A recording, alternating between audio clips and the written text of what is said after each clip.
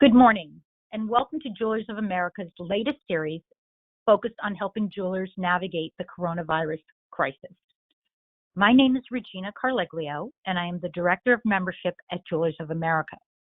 Please join me in thanking our Director of Public Affairs and Education, Susan Posnock, for putting together such an informative series of webinars. In today's session, best practices for training and utilizing staff during COVID-19, we'll hear from Kate Peterson, President and CEO of Performance Concepts. We're very pleased to have Kate join us now as we begin to shift gears a bit in this series and look toward businesses slowly restarting and some states relaxing the stay-at-home orders. Whether your staff continues to work from home or you're gearing up to safely reopen, Kate will share her expertise in how to encourage and get the most from them. Before we start, a few housekeeping issues. If you have any questions, you can type them into the questions pane throughout the presentation, and Kate will be addressing them at the end of her presentation. Finally, this session will be recorded, and you will receive a link to the recording 2 hours after the event via email. We will also make it available on the Jewelers of America website as part of our coronavirus resource guide. Now I'll turn it over to Kate, but we'll be back to field any questions at the end of the presentation. Thank you, Kate. Thanks, Regina, and hi, everybody. Great to see so many of you here. Let's see if I can, there we go, get my screen back up here. There we go, now I can see what I'm doing. All right, today I'm going to talk about best practices for training and staff management. I would expect that many of you are going to have some questions. Please do add them in. I've left plenty of time at the end of this for questions and discussion because I want to make sure that we talk about what you want to talk about. You know, there's no question that we've kind of been through it all here over the last couple of months, and this is, as you've heard 100 times by now, unprecedented.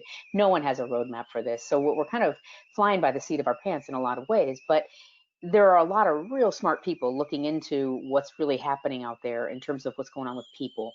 And by simply paying attention to what they're telling us with regard to both your customers and your staff, we're able to pick up some pretty solid kind of talking points and hopefully forward movement points for you as you go on with this. You know, there's lots of information available out there right now with regard to the legal, technical stuff that varies by state. I want to spend some time today talking about the bigger picture issues, the leadership issues, the kinds of things that you can do as a business owner, as a manager, to really get the most out of the team that you have. You know, the lessons of history in our industry are really pretty sound. You know, adversity and challenge are not new to us at all. We've been through it everywhere from, you know, World War II through natural disasters, through recessions, through 9/11, and we've made it through. So we're not new to adversity, and we're not new to overwhelming challenge. You know, even in the most difficult of times, people still get engaged, they still get married, they still have babies, they still celebrate significant achievements. And adversity, strangely enough, often makes those moments even more important. And the inherent value and the real significance of diamonds and fine jewelry, as well as our resilience and flexibility as an industry, make us a lot better equipped to handle challenges than a lot of other industries. We are really in much better shape, but it's up to each of us. Whoops, I just kind of got ahead of myself here. It's up to each of us to be ready and to be available and to make sure that every part of your team is ready and available when your customers are. You know, I'm framing this in a number of ways here, but the biggest thing is that some of you are, you know, already have your door open, whether it's for curbside delivery or you never really, you know, closed up completely. Some of you are still in complete lockdown. Some of you are somewhere in the middle. At the end of the day, the way that you handle your people is going to determine how successful you're going to be going forward. You know, what we know about what's going on with consumers is there's a lot of things happening, but long before this crisis, too many companies, whether it was airlines, car rental companies, hotels, you know, people were acting out there like they really didn't ever want to deal with customers ever again. And that implied to even some jewelers, department stores, jewelers, you know, they've been behaving badly in terms of how they were interacting with their customers. And the fact of the matter is that the weakest with regard to customer service and the experience are likely not going to come back from all of this.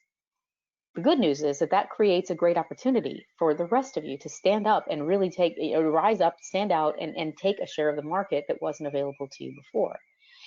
This whole idea of going the extra mile is something that's going to be very significant and very important because people's expectations have been adjusted. Last month's standards, even at the very highest levels, are not going to be good enough going forward. During all of this, the people who have been businesses that have been scrapping just to stay alive have really put it out there with regard to delivering customer experiences that are so far above and beyond and down that extra mile that people remember. And those are the businesses that are going to make it, but they've also raised the standards for all of us for personal adaptive service. You're going to need to be at your very best, every person on your team at their very best, to make a real lasting impact. Personal and adaptive service is what it's all about. We've heard a lot of stories in the industry, stories of amazing customer experiences.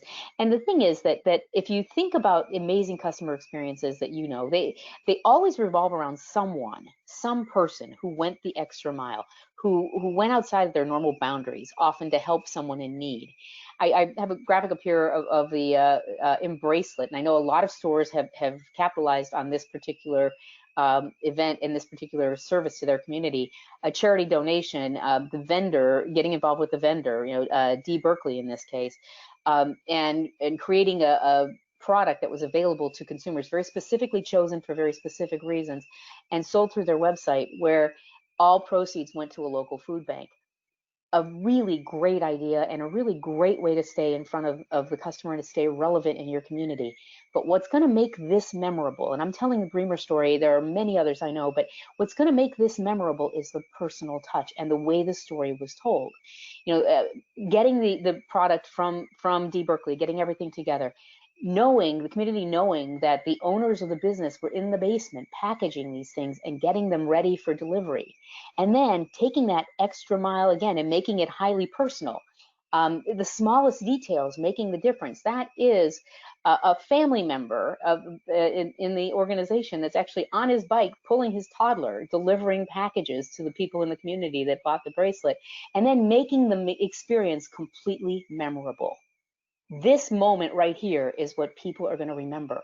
And it's the service experience. It's not delivering a piece of jewelry. First of all, it's delivering a contribution to the community, but secondly, it's delivering a smile to people who may not have had too much to smile about over the past short time, long time, however long they've been locked down. We all talk about going the extra mile, but ask yourself, and as you prepare to think about what you're going to expect of your team, do you really? The real beauty of that extra mile is that you rarely run into a traffic jam there. What can you do to cultivate that spirit of genuine caring in your team? How are you going to show that you care in your store, in your community, as part of your brand promise? And what specifically are you going to institute as the non-negotiable standards for service and caring that you will hold people to in your business when they come back? That's the underpinning of everything we're going to talk about going forward. What does that really mean? How do you put these lessons to work? There's great inspiration to be found and much to be learned from our history, but today's new world order demands an even greater level of versatility and innovation, particularly when it comes to your people, than at any time in the past. For some, this major turning point in our business presents an opportunity to exit, and that's okay, because for the rest of us, it's an opportunity to get better, stronger, and to be more successful than ever. Now, this is what's real interesting about all of this. On an organizational level, times of crisis can be both threatening and liberating. But culture change within your business is very hard, oftentimes, without a big shock that means all the old rules can be broken. And the best, if there is a silver lining in all of that, of what's going on here, this is it.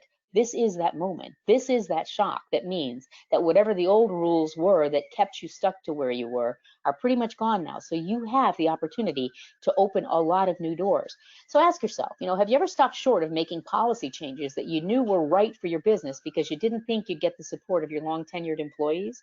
Well, they just won't do that. I don't know, I can't institute a clienteling program because they just won't do it. They won't make calls, they won't send emails.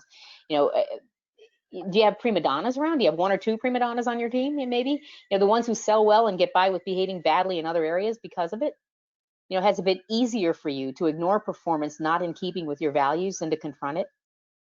This is your opportunity to reopen with a whole new set of purpose and a whole new set of non-negotiable standards that support the culture that defines your brand by your choice. But to make it work, we have to start by dealing with the individuals, the people who work with us, and the impact this past month or two have had on them. And I think that, a common question that I hear a lot lately is, how do I get these folks motivated to get back in the game, or how do I get them motivated to work while they're at home? Um, you know, there's a lot of answers to that question, but I think that the first step is in really understanding as a leader the impact that all of this has had on them. You have to understand personal impact, and you have to be prepared to handle whatever comes up as you go along. You don't really know what people have been through, and you don't really know what this has been like for them, even if you have been in touch. People just don't tell you everything. And knowing more about what they've been through as part of all of this will help you figure out how to best touch the motivational drives inside of them to make it all work. It really comes down to some crisis and chaos for a lot of people, and a lot of change. Psychologists have long maintained that the most stressful situations we encounter in life are divorce, the death of someone we love, moving from one home to another. And now we can add a fourth experience to the statistic, and that is quarantine and the coronavirus, a pandemic. Crisis and chaos make us change our behavior and make us adopt new routines. If the crisis is long and lasts long enough, as this one has, the new behaviors and habits become ingrained with the risk of becoming permanent. So it's really important to take a look at what's going on with your employees and how their habits have changed over the past month or two, to understand how to best approach things going forward. Psychologists currently, and this is some of the extensive research that's been going on, psychologists have identified several areas in which crisis behavior may impact us going forward. And I will tell you, these are the very simple nuts and bolts things, but they are things that matter and things that you have to pay attention to. 3 things in particular that I want to discuss today. Many people are going to need to accommodate the consequences of their stay-at-home behavior. And I'm going to talk about each one of these. Some people are going to be dealing with shifts, both positive and negative, in family dynamics and relationships. And most people will be re-entering society behind an abundance of caution that they probably didn't have before. And while it's important to recognize how each of these impact consumer behavior, it's essential to consider how each might have impacted your employees as well as they prepare to come back to work. So let's talk about the first, these stay-at-home habits. Stress eating is real. Okay, this is again very basic and very simple, but very real. As a population, we've never gained as much weight per day as we have in the last few weeks, and nothing indicates that this is going to change anytime real soon. We should be putting into practice social distancing from our refrigerator. Estimates indicate that the average American right now is 7 to 10 pounds heavier than when this all started, and it's long from over, as we said. The industry term for this is mindless munching or stress eating. We eat on autopilot when we're at home and have nothing else to do. When we humans are tired, our craving for dopamine causes us to eat more. And when changes take place and we're under stress, yep, more dopamine and craving, and we eat more. The post-coronavirus prediction is simple. People will, on average, be larger when all this started. So, we can look at that and say, yeah, well, everybody goes on a diet. Well, the thing is, with regard to your customers, this is a topic for another webinar, but with regard to your customers, be prepared for some ring sizing, and we can talk about some ideas for promotions around that. But with regard to your employees, think about this, okay? There are 2 things that are gonna be most impactful for your employees if they're part of all of this, and those 2 things are their wardrobes and their self-esteem. If you have a dress code in your business, expect that if people haven't been at work for 6 weeks, when they come back, it's very likely that the clothes that they own are not going to be fitting exactly properly. All right, so they may not be in a financial position also to do anything about that.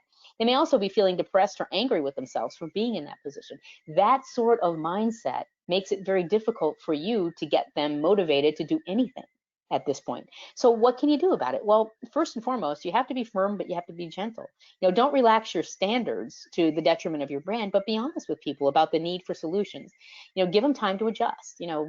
Suggest that maybe they invest in 1 or 2 versatile outfits that fit well rather than a whole new wardrobe. They don't need a whole new wardrobe. Everybody believes that 10 pounds is going away. Whether it does or not, it's another whole issue.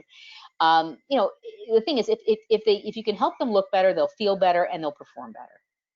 And the other thing, it's a suggestion that's really a very positive suggestion, because you're going to have to deal with this in other ways as well, from a cleaning standpoint, necessarily, or gosh, I just lost my train of thought on that one. From a keeping the store clean and sanitary standpoint, but nonetheless, think about implementing a junk food free policy at the store, at least in the short term. The last thing people who have been stress eating for 2 months need is a kitchen full or a break room full of junk food that they can be snacking on. Try to keep it healthy. Try to keep everything from, healthy snacks to healthy drinks around in whatever way is most sanitary and most applicable for you. The second area that we know is impacting people dramatically is this whole idea of, all right, on here, is relationship status and family relationships. It's very complicated right now. First and foremost, be sensitive to the fact that people may have lost someone to the virus, whether it's, about it because it was a family member, whether you don't know about it because it was an acquaintance from some time ago. It doesn't matter. If someone is personally attached to someone who was sick or who was lost in all of this, the damage is pretty harsh, and there's been no real opportunity to grieve. So even the loss of a casual acquaintance can be pretty traumatic at this point. So, kind of be aware of that and pay attention and try to catch up as best you can with the people that you have and what's been going on in their lives. The other side of that is being home, all right? Constant close proximity, as many of us know, to our family members. The lack of routine, the temporary closure of churches, other social support structures have all been major factors in shifting relationship dynamics. Rituals and routines as human beings have shaped relationships for thousands of years. In fact, on average, you and I, all of us, execute more than 350 routines and rituals every day. And the latest estimates indicate that we've all had to change about 40% of those in the middle of this crisis. It's no big deal, but it is, because the conclusion is very simple and it's scary. Experts predict that many relationships are going to be changed dramatically by this crisis, whether it's parent and child relationship, whether it's spouse relationships, whether it's family members, parents, anything. The relationships have been stressed and strained in all of this. So in terms of actions and what you need to be able to do as a leader and as a business owner, be aware of what's happening with people. As I said, talk with them and listen. The caution here for business owners, be especially sensitive to issues involving domestic violence and substance abuse, because those two things have risen dramatically over the last 2 months. So be aware and be sensitive. When you know that there are issues, be prepared to suggest community resources for help. In other words, reach out to your community, find out what resources are out there, even if you don't believe that anybody you know is going to need them. Please know what's available so you can make it nice and easy for people when you find yourself in that situation. And then again, from a leadership and business standpoint, be very clear about the difference between empathy and expectations for job performance. You can be completely empathetic and you can be as supportive as you can be and as helpful as you can be. But when someone's personal situation impacts their ability to do their job, the idea of getting help stops being a recommendation and starts being a requirement. And it becomes important that you manage performance at that point. Once you've done everything you can to be supportive as a good human being, as a friend, as a family member, whatever, at a certain point, you're managing performance, and that becomes what really matters. The third item that we know is impacting people is this whole idea of clean and safe. This obsession with clean and safe is going to ease up, but it's not going to disappear. Right now, people are still obsessively reaching for their hand sanitizer as they move through their day, and as the crisis starts to pass, they're going to revert to less hygienic habits, but their desire to remain safe and well is going to be stronger than ever. And this creates a huge opportunity for you to proactively include health boosting measures into your workspace. Make staying healthy effortless for your employees as well as for your customers. For us, this is really kind of interesting because a lot of what we used to do is coming back into fashion. The idea of wearing gloves to present jewelry. Now, I'm not talking about rubber or latex gloves here. I'm talking about cotton gloves just because it's a little more elegant and it's like that cloth mask. It's one step more that you can take. The idea of always wiping a piece of jewelry off before you hand it to a customer. I was trained to sell jewelry with the complete standard in place that when I took a piece out of the showcase, before I ever handed it to the customer, it had to be wiped off with a Silva cloth before I handed it to the customer. And that did two things. Number one, it kept the piece looking its best for the customer. And number two, it gave me that extra second or two to glance at the tag so that I knew what was on it and I didn't have to take it back if the customer asked me a question. So, those old school training techniques become really very important again, although a Silva cloth may not be quite enough, and we can certainly talk about that. But the idea is you have to have protocols in place. In terms of actions that you can take right now, first of all, be safe. If there's a decision to be made, err on the side of caution. In some states, I live in the state of Maryland. In Maryland right now, I cannot walk into a place of business without wearing a mask, without wearing a face covering of some sort. That's the law. And the truth is that there's going to be some people who object to that and who have a real problem with that. And so on both sides, you have to have standards in place and decide what is going to be important for your business. And you can't make things like that optional. If you decide, for example, that your standard, whether it's state regulation or whether it's just your choice, if you decide that your standard is that everyone wears a mask, then you don't make exceptions for the person who says, I just don't want to do it. You have to err on the side of caution, because your job is to protect everybody, not just one person and how they want to go about their day. Things like alcohol wipes, cotton gloves, using a counter pad becomes very important. When in the past you would show a piece of jewelry, I would show the piece. If you handed it back to me, I would put it back in the case. And now that doesn't make sense any longer unless I'm going to alcohol wipe every piece as I put it away. What makes sense Kate, is, excuse me. Yes. We're getting a lot of reports that there is a whistling noise coming through. Okay. All right. I am going to unplug my headset and try my laptop. Hold on one second. Okay. Thank you very much. We sound better there? Okay. Thumbs Can you up. hear me? Yep. All right. We got it. All right. So in any case, maybe using a counter pad differently. I show a piece of jewelry, you hand it back to me, I put it on the counter pad. And when we're all done with the transaction, then I take everything back and have it cleaned before it goes back in the showcase. The biggest and most important part of all of this, and why I'm talking about it here and now, I know that there's going to be another webinar, by the way, for those of you who are most concerned about sanitizing jewelry and things of that nature. There'll be another session. Regina can let you know when that's going to be, but it'll be with the folks from Kingswood talking about specifics that you can do. My point in all of this is that it has to be, whatever you do has to include a significant amount of training. People need to know exactly what to do. Not only that, it's going to require making sure that you're holding people to standard. If you're telling your customers that you're taking great pains to sanitize your environment, to keep the store clean for them when they are able to come back in, and then I come into the store, mask on, and the first thing I notice is fingerprints on the glass, it's pretty clear that what you said isn't what's happening. So you have to have protocols in place and not only expect adherence, but hold people accountable to those protocols for things like, not putting jewelry back in the showcase without having it cleaned first, number one. Number two, when I'm finished at a counter, I have a personal responsibility to clean that counter and sanitize it and wipe it down. It's not wait for the next person to come along, or whose turn is it to clean the glass. Okay, so the protocols have to be in place, the training has to be in place, and the accountability has to be in place. Be sure that you take the time to make the necessary modifications that I alluded to earlier in terms of your break rooms and lunch rooms before people come back to work. The message that you send that lets them know that you've put some thought into keeping them safe and well will make a big difference in how they respond to you going forward as well. And then ensure that you have enough supplies, everything from hand soap to sanitizer to antibacterial glass cleaner to paper towels. Don't make it an afterthought.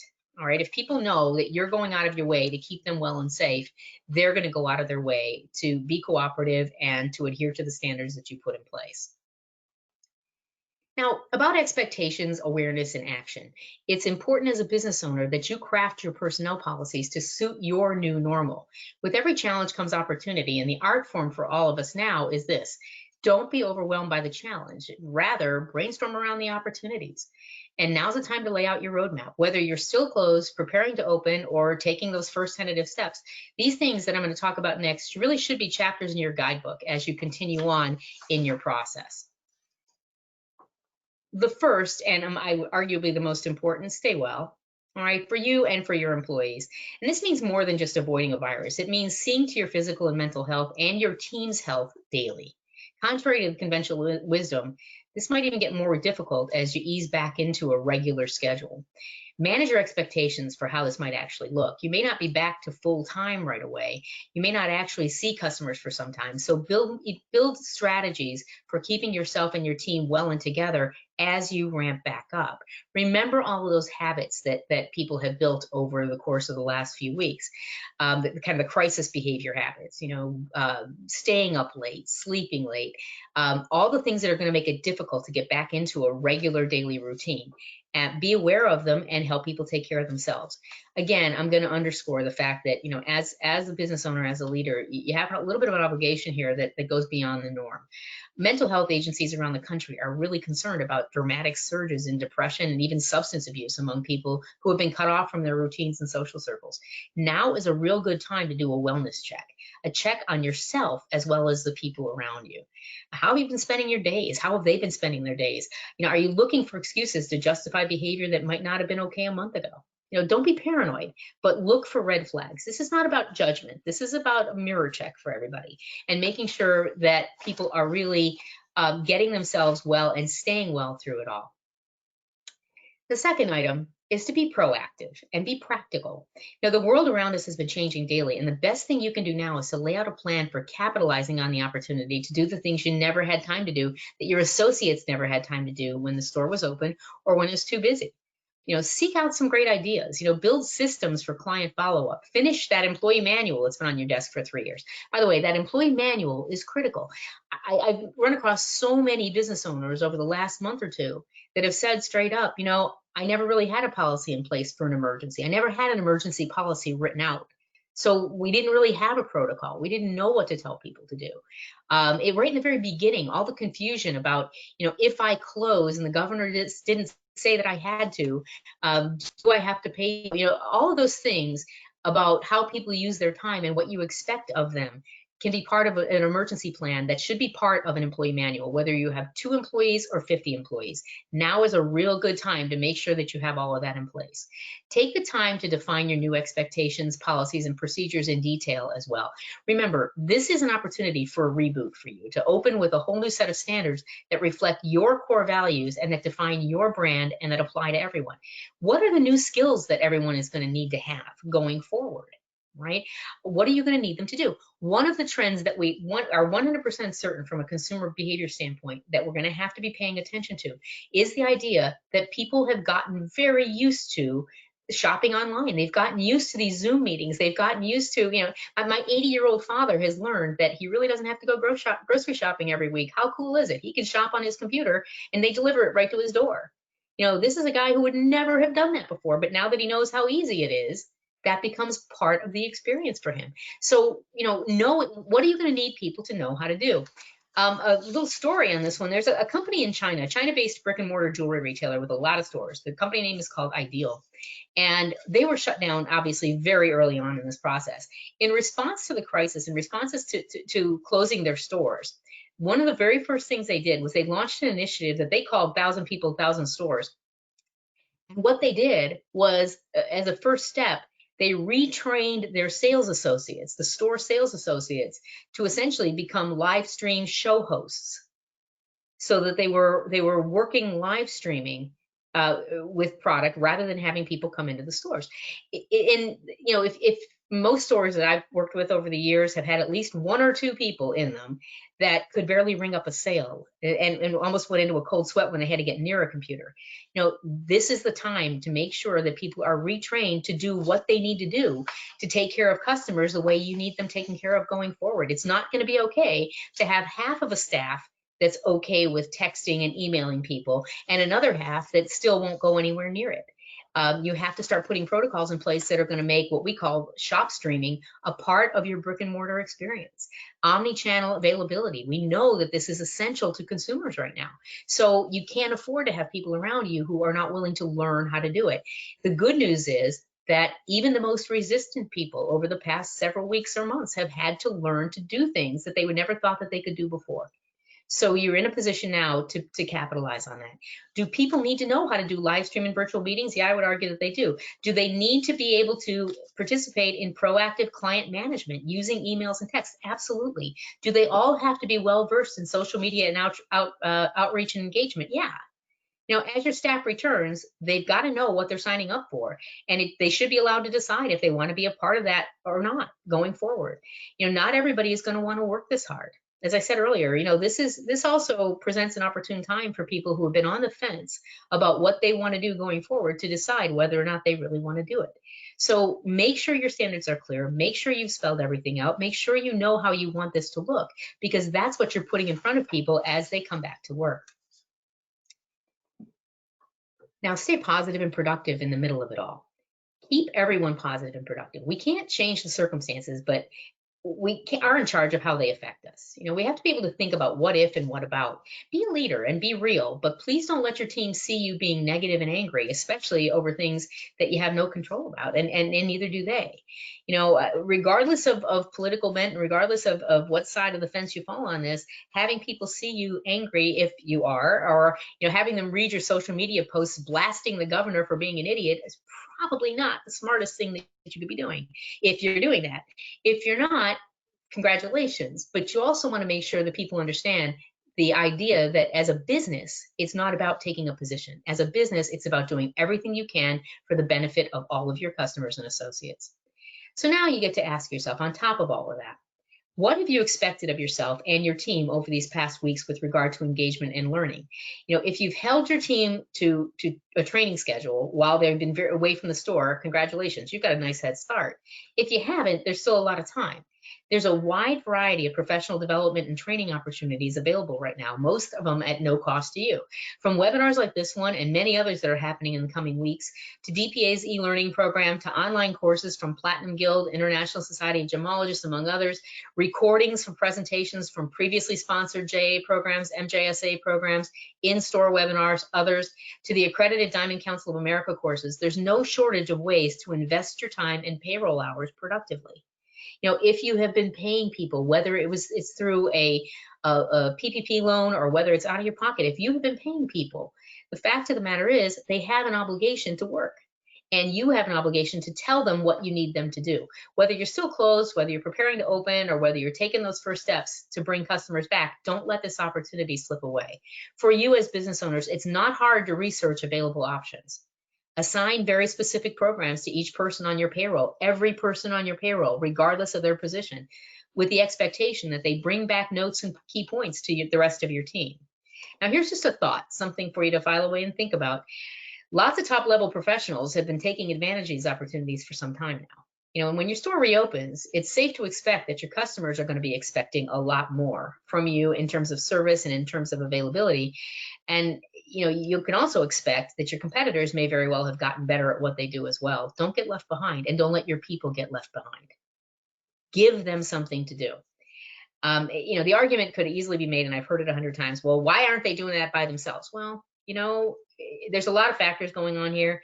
I would suggest that under normal circumstances, maybe you would expect people to be thinking along those lines, but keep in mind that this was completely new to everybody. And lots of times fear is also paralyzing. When people don't know what's going on, they get very afraid of what's happening to them. And when they're afraid, they don't know what to do next. And that's when they do nothing.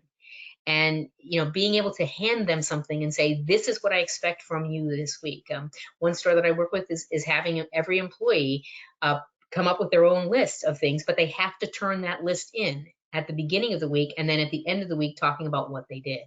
I got to tell you, one thing that occurred to me even just this morning, I think, I don't think it's any secret that there's going to be a lot of people in our industry in particular out of work and available in the job market in the coming months. So you may need people. So you may find yourself interviewing people. And I think that one of the most significant, most important interview questions that you will be able to ask going forward through all of this, actually going forward into perpetuity at this point, what did you do and what did you learn during your time off through the crisis? What did you learn? It scares me to think about the number of business owners I know who have done nothing, not one single webinar, not one course, not one class through all of this. There's so much available right now. What a perfect opportunity to grow and to get better. As a business owner, take it on yourself to learn as much as you can, but at the same time, be proactive and positive, but give people something to do. Keep them productive as you go along. And along with that, set clear expectations and maintain accountability. If people are laid off, make it a point to talk with them every day, or at least several times a week. Ask about family, friends, pets, whatever's important to them, and let them know that you care. If they're collecting unemployment and they're laid off, you really can't demand that they do anything because they're not being paid to work. You can suggest a lot of things to them. You can give them ideas for what they might be able to do to utilize their time more efficiently. But if you have kept your people on the payroll, whether it's the assistance of a grant or loan or not. Give them work to do and be in touch every day. One thing that we very strongly recommend is that you schedule, if you haven't already been doing this, schedule a 20-minute team meeting at 10 o'clock every morning. 5 days a week, Monday through Friday, Zoom, FaceTime, or whatever. So every person can talk about what they have on the agenda for the day, what they've learned the day before. The biggest advantage of this is that every day they're together with their colleagues, they're restored to at least some sense of normalcy. And they're reminded that they're going to have a job to do once this is all passed. Now, I'm very adamant about the idea that it should be at a structured time, that same time every day, at 10 a.m., Monday through Friday. Remember the habit thing. Okay, getting people up, getting them out, have them show up in something other than their pajamas. They're going to be on screen. Start moving them toward habits that are going to be productive for you and make it easier for them to re-enter. Maybe you give them a list of clients with whom to check in and to maintain contact. This genuine caring outreach, not sales presentations, just genuine caring outreach. Everybody has 20 people on their list. These are the 20 people we want you to check up on. And they may not be your biggest spenders. They may be people are vulnerable, but keeping in touch makes a difference. Maybe you assign them to be a community e-volunteer on behalf of your business. What does an e-volunteer do? I have learned. E-volunteers do things like FaceTime greeting to nursing home residents, or spending an hour online engaged with a kid for a mom who just needs a break. You can check your local community sites for opportunities, but if you're paying someone, it's okay to expect them to represent your business doing volunteer work as well. One of the earliest stories out of our industry that ran through the magazines was the store that was paying their employees, but they couldn't go to work in the store, so they had them volunteering at the local grocery store in the evenings, restocking shelves so that everything would be ready for people the next morning. Most importantly, assign the training. As I said earlier, this is absolutely critical. Remember, the more that people learn while they're off, the better they're going to be for you when they come back, right? And most important to that is make sure you're holding them accountable. Those 20-minute meetings include them telling the group what it is that they learned while they were off. The last thing is take responsibility. Own your choices and own your outcomes. And this applies to everyone, business owners and associates alike. No excuses. It's everyone's responsibility to take ownership of what's happening and to figure out the best way to deal with the situation. Everybody's in the same boat on this one. The most positive outcomes are here for those of us who take action, who do the things we can do instead of complaining about what we can't. We have to make it about accountability and solutions, not blame and excuses. When you're holding people accountable for what you expect of them, once you clarify those expectations, there are no excuses. It's about accountability. And again, I would strongly suggest that whatever you're able to do in your business as people start to come back, make it a politics-free zone. All right. Keep in mind, please, that opinions on this whole crisis are all over the board, as are people's experiences, and emotions are running way high at the moment. Don't let them hear you being critical or negative, but if you hear anyone else being critical or negative, you've got to step in, you've got to take action, and you've got to make sure they understand that the business is about taking care of people, and remind them that in times of adversity, those people most important in our lives become even more important and amplified. And that's what our customers are here for. That's what they're expecting of us. Our job becomes even more important when people are recognizing that nothing in life is taken for granted and that everything is fleeting, and they have an opportunity now to do the things that they've never had the courage or the wherewithal or the interest in doing before. That's why customers are coming to us, and that's the attitude that everyone in the store has to have going forward. What it takes to get them there are standards, clearly defined standards that support your core values, and training and continued ongoing learning and development.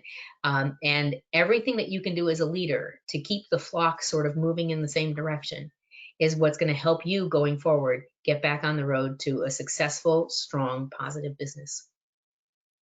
Now let's take some questions. Regina, what do you got for me? Okay, well, before we get going with questions, Kate had talked a little bit about what you can do with your employees and, the downtime that they have. And today, I just wanted to let everyone know that Jewelers of America is launching online certification for your employees, for businesses, and the employees will do sales professional certification and management professional certification for only $25. So that is launching online today. It's new, so our whole team got it going and got it ready for everybody. Only $25. Previously, it was $55. So If you need something to do, that's what you can do. Excellent. So let's see. Yeah. And it's great because, you could advance like your professionalism of you and your team. Okay. So everyone start typing in your questions. We have some already. Kate, what tools and tactics do you recommend for getting an unmotivated employee excited and motivated? Again, going back to, that's a really good question. Going back to what I said earlier, the first thing you have to do is you have to figure out why it is they're unmotivated. Again, I'm going to kind of say something I didn't say earlier, and that is that if you have taken advantage of the payroll protection plan and you have a PPP loan and you hope to get that forgiven, this is not a real good time to cut loose people that you should have probably cut loose before all this happened. Okay, so keep that in mind as well. If you didn't take action before all of this with someone who just wasn't driven, wasn't in the game, and didn't really want to be there and all of that, and you have kept them on the payroll with your PPP, losing them now is probably not a great idea unless you have a ready replacement in hand, because loan forgiveness is contingent on your keeping payrolls at the same level. That said, if you have someone who in the past has really been engaged and just hasn't fared well through all of this, I think the biggest thing to do is talk to them. You've got to find out what it is that matters to them, what's going on with them, how can you best help them get back in the saddle. They can't be, if they're being paid, again, I'm going to handle this two ways. If they are on unemployment and they're not being paid, the best you can do is try to be a friend and try to figure out what's going on with them and try to help them out. If they are being paid, they are being paid to work. Therefore, you have a right to complete expectations with regard to what you tell them to do, what you need them to do, and what your expectation is in return. And don't settle. Okay, these are performance-based issues. This should be no different than missing a sales goal. Okay, once you've taken the time to let them know that this really is all about getting better and driving forward and moving to the front of the pack or staying at the front of the pack within your market area, it's about you making sure that they know what to do and how to do it. I don't know that it's fair at this point. I've seen even a lot of successful business owners in this situation. I don't know that it's fair at this point to expect employees to be able to just know what to do and figure it out on their own. You have to be very specific and very clear with what you want from them, and you have to hold them accountable for delivering results. What else you got in there? All right. If you have received payroll protection funds, and in the meantime, you furloughed employees, how soon do you have to rehire them in order to receive forgiveness? And then, okay, I think again, you're going to want to, from what I understand, and I've heard a lot of I think I can tell you what the general standard is, but I've also heard, and I've heard this from that various bank standards are slightly different. So you're going to want to look very carefully at your loan paperwork, okay? But in general, you have 8 weeks you have to keep people employed for 8 weeks from the time of loan disbursement, okay? So you got to bring them back, and you have to have that money spent, during that time. The whole idea of giving you that loan is to get them off of unemployment. And I know this is a very touchy subject for a lot of people, because with the additional $600 and everything else going on, people are making more on unemployment than they would be making if you were paying them. But the point is that you grant a forgivable loan for bringing people back and bringing them off of unemployment. So the minute that essentially, by law, the minute that you say, we are now paying you again, and their position is a paid position again, they are no longer eligible for unemployment. The problem we run into in a lot of states is that there really hasn't been any provision put in place to police that. So, there are those who argue, well, I pay unemployment, taxes and insurance all this time, and if my people are entitled to it and they're making more, they're going to be mad at me if I bring them back too soon. I think that you just want to make sure that you understand the terms of your loan very carefully. If you don't care about paying the loan back at 1%, then don't worry about it. But if it matters to you and you expect to get loan forgiveness, make sure that you're complying both with timelines and with level of payroll and with how you're using money. Okay.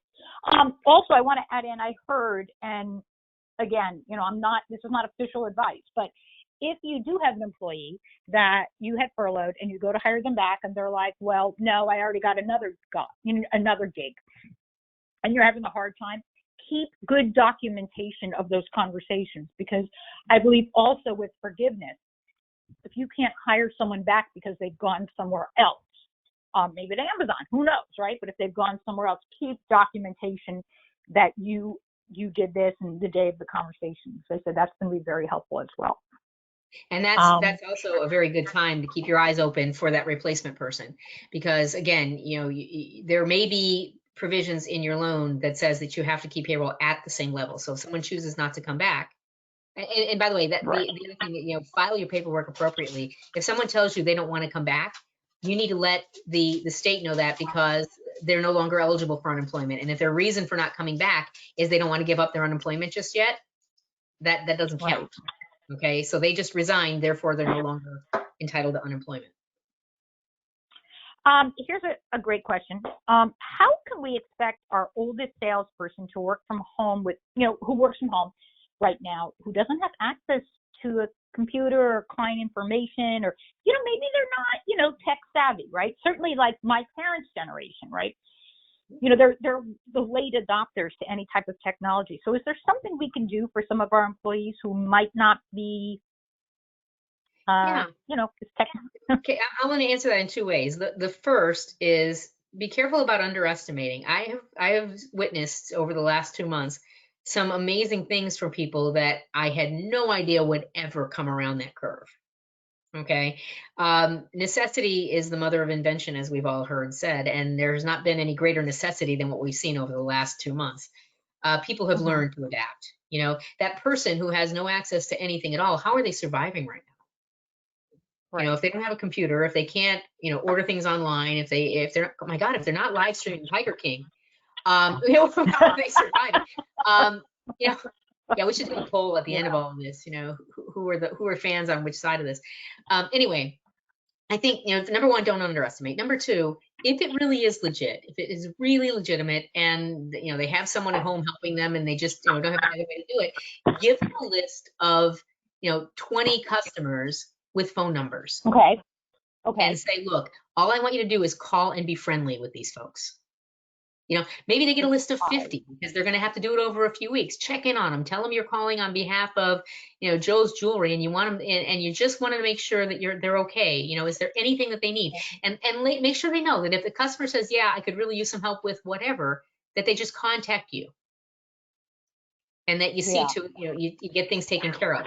But, give them something they can. First thing, again, point number one, don't underestimate, and make sure that your expectation is correct, that they haven't learned anything in the last 6 weeks about how to function in a tech savvy world. And number two, if it is really true and they are still non-functional, then by all means, figure out something they can do and get them to do it. Thank you. Okay? Thank you. I think that's fantastic. All right. Here's another question.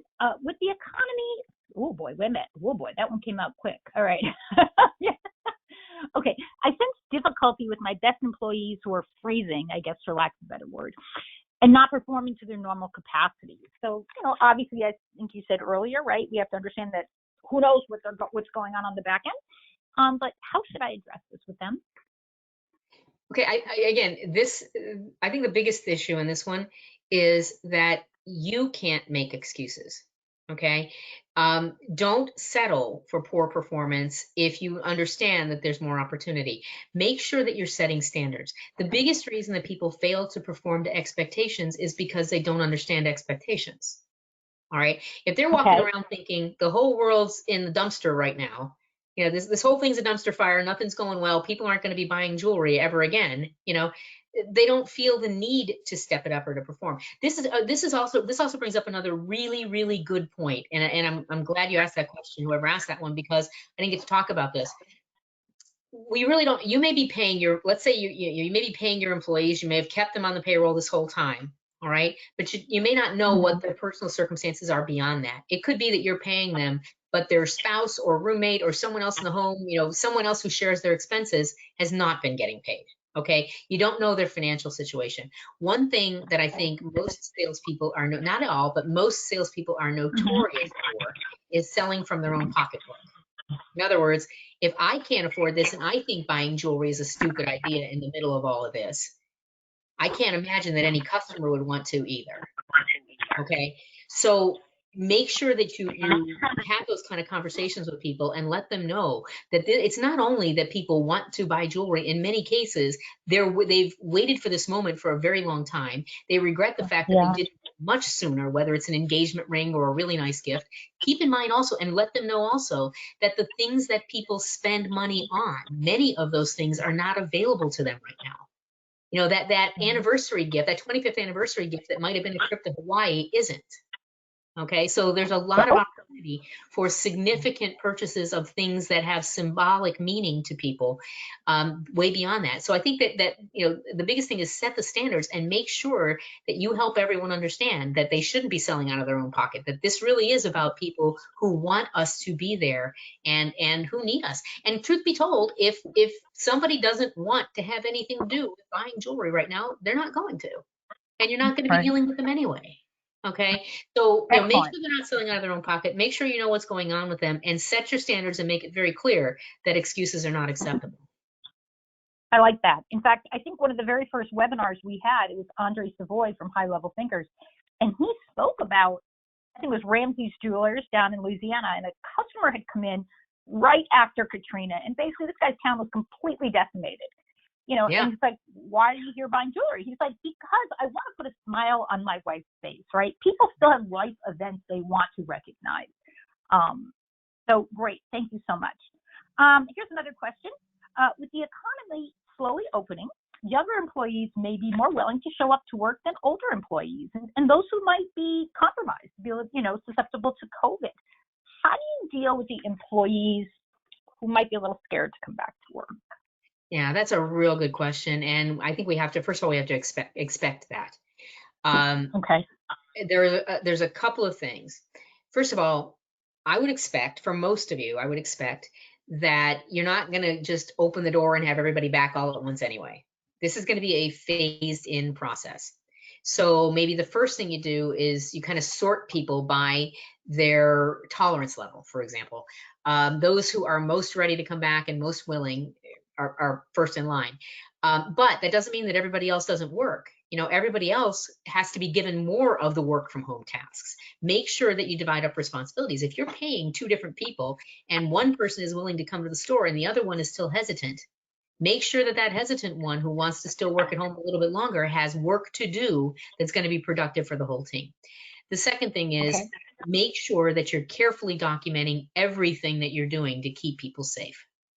Okay.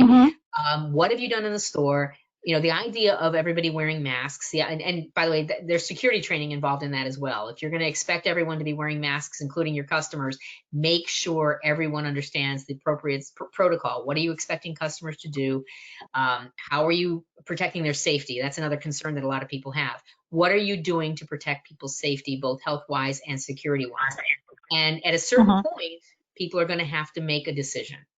Right? If you get to the point where you need everybody back and it's time and you can't pay them to stay home anymore because you need them in the store, then they have to make a decision about whether or not this is the job they want to do.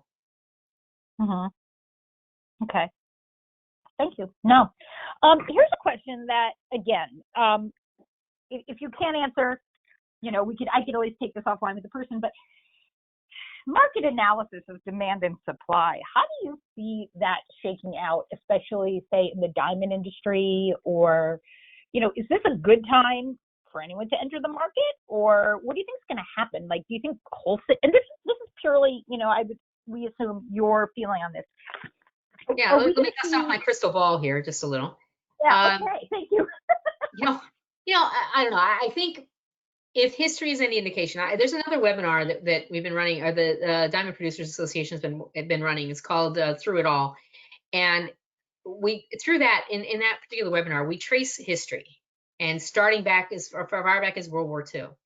And what changed throughout every course of challenge in history and every major serious setback in history through our industry, what's changed is a couple of things. First of all, the need to be much more innovative with getting our message out has changed. Whether it was, the moving pictures in large format magazines in the 1940s to, the beginning of A Diamond is Forever, on through TV and radio, through, September 11th, through the recession, through natural disasters. Every time we've seen very similar patterns. We modify our behavior as an industry to be better at communicating with customers in the most effective means possible. And right now, that is 100% completely digital. And secondly, what we've seen consistently is after the setback, the industry grows significantly. And the biggest reason for that consistently has been that whole idea that through it all, in a moment of diversity, that real need for human connection, that real need for what we want to say to someone and what we want to matter to the people in our lives, the things that we always meant to do but never quite did, become really relevant. And, the idea of authenticity, the idea of a statement, the idea of a message that matters, that means something, changes things for people in times of adversity. I guess the biggest thing that they learn is that life is fleeting. I mean, nothing is guaranteed. And when things aren't guaranteed and people realize that anything could happen at any given time, they start asking themselves things like, well, if not now, then when? Why won't I do this? Why am I holding back? In times of great adversity, we are faced with the fact that life holds no guarantees. And that harsh reality drives many people to make important emotional statements. They confirm longstanding commitments. They ask, if not now, when? And those are the things that we need to be aware of. I think there's a general consensus that the bridal market is going to pick up. Of course, there's also a consensus that there'll be a large number of divorces in the coming months, as well as a baby boom in December and January. So we'll see how all that plays out. But the reality is that this is exactly the kind of adversity and the kind of crisis that drives people to reevaluate. Another very important thing, and there was an article I just read recently on the fact that a big part of what's going on the higher end of our business is that there's a lot of bored women sitting around buying jewelry online. It's a fact. Okay. But here's the thing, when, all kidding aside, at the higher end of this business, one of the things that we're already seeing a lot of is with this is an unusual circumstance because of the idea that everybody's been kind of locked away and stuck at home. Right. And these are people who are looking at what they have materially and saying, well, what good is it if I can't spend it? So to the point, I would suggest that one of the things that you have people who are sitting at home doing is go through your wish list and just make contact with people who have a wish list, not to try to sell them what's on the wish list, but to make contact with them. Okay. They know that they have a wish list. They're remembering the things that they've always wanted. You're going to be, I think, very surprised at how many women in particular, self-purchasers, are going to be coming in for those things that they've always wanted, because all of a sudden they realize, why not? What good is having it if I can't spend it? Right. Okay. Last question, and if you can't answer this, I will definitely put this where I'll send this person some information where they can get it. But still unclear about the PPP. Do we have to hire every person back in order to qualify for forgiveness, or just the same head count? You have to have the same head count. You have to be the exact same people. You have to have the same head count, the same number of positions at the same salary level, at the same payroll level. Because the expectation is there are going to be some people who fall out, and that's fine. But you have to, in order to get forgiveness within that fixed amount of time that's stipulated on your contract, you have to have the same number of people at the same payroll level that you've been paying for those 8 weeks. Okay. Thank you very much.